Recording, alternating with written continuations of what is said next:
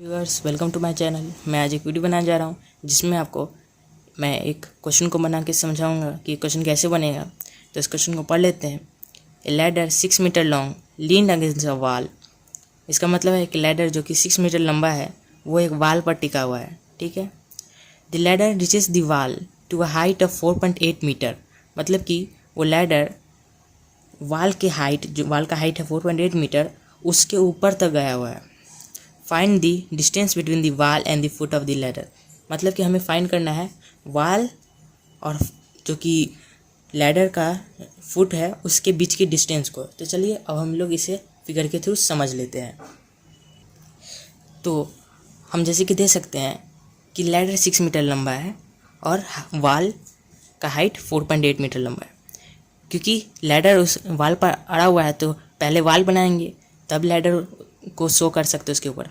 तो मान लीजिए ये स्ट्रेट लाइन वो वाल है जिसका लंबाई 8.5 मीटर है। ठीक है, जिसका हाइट 8.5 मीटर है और इस पे एकदम हाइट से लैडर अड़ा हुआ है। ठीक है, और इसका लंबाई 6 मीटर है और हमें फाइंड करना है इसके वाल से लैडर्स के फुट तक का डिस्टेंस जो कि x है। तो चलिए अब हम लोग इसे फाइंड करते हैं। फाइंड करने से पहले हम लोग ये जैसे कि ट्रायंगल बन गया तो इसे पॉइंट कर देते हैं। एक एक पॉइंट को, इस पॉइंट को हम लोग A मानते हैं, इस पॉइंट को B और इस पॉइंट को C। ठीक है, तो अब हम लोग इसे कैसे बनाएंगे। तो हम लोग इसे देख सकते हैं कि ये फिगर हो गया और हमें BC का फाइंड करना है डिस्टेंस AB और AC की मदद से।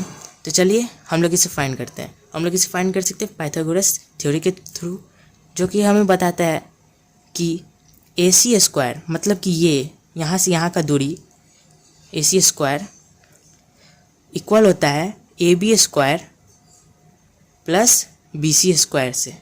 ठीक है, ये AB स्क्वायर हो गया और ये BC स्क्वायर हो गया, ये इसके इक्वल होता है।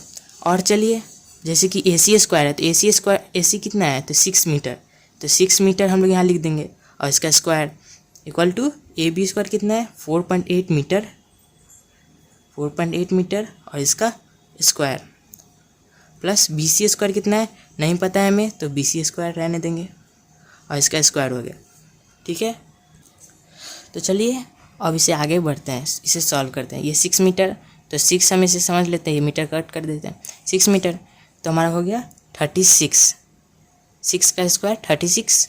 ओके, अब यहाँ इसके ऊपर स्क्वायर नहीं रहा। और 4.8 का स्क्वायर, तो अब हम लोग इसे 4.8 का स्क्वायर ईजिली फाइंड करना सीखेंगे। तो जैसे कि 4.8 है तो यहाँ पे पॉइंट हटा दे और 48 यहाँ लिख दे, 48 48 और एक पॉइंट है मतलब कि एक, ये 8 से एक बार इधर है मतलब कि 10 हो जाएगा।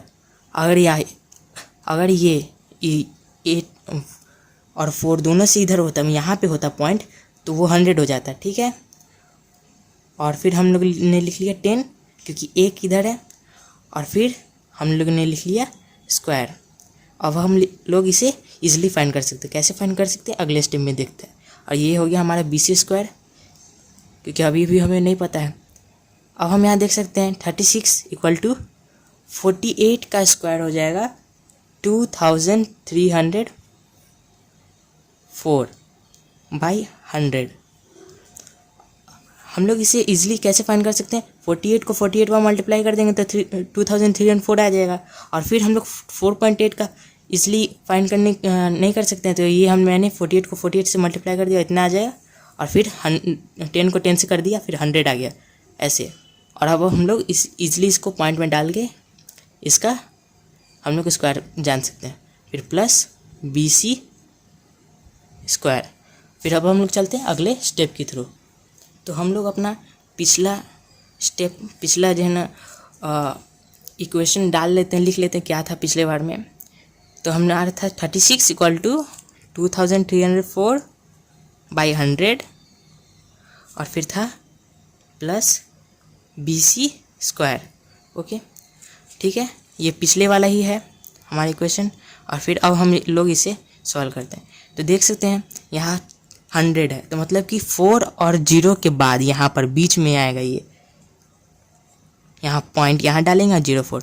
ये कैसे, जितना 0 रहेगा उतना हम लोग इस तरफ जाएंगे। यहाँ 2 0 है, 1 2 2 0 और फिर यहाँ पे डाल देंगे जैसे मैंने डाल दिया, और फिर प्लस BC स्क्वायर कर दिया मैंने। और अब हम लोग BC स्क्वायर का वैल्यू फाइंड करेंगे। कैसे करेंगे, हम लोग BC स्क्वायर को इधर लिख देंगे, ठीक है, और फिर 36 को इस तरफ डाल देंगे। और क्योंकि ये प्लस में है, इधर यहाँ पे प्लस में है, तो इधर में जाकर ये माइनस में हो जाएगा, माइनस, और ये 23.04 हो जाएगा, ठीक है।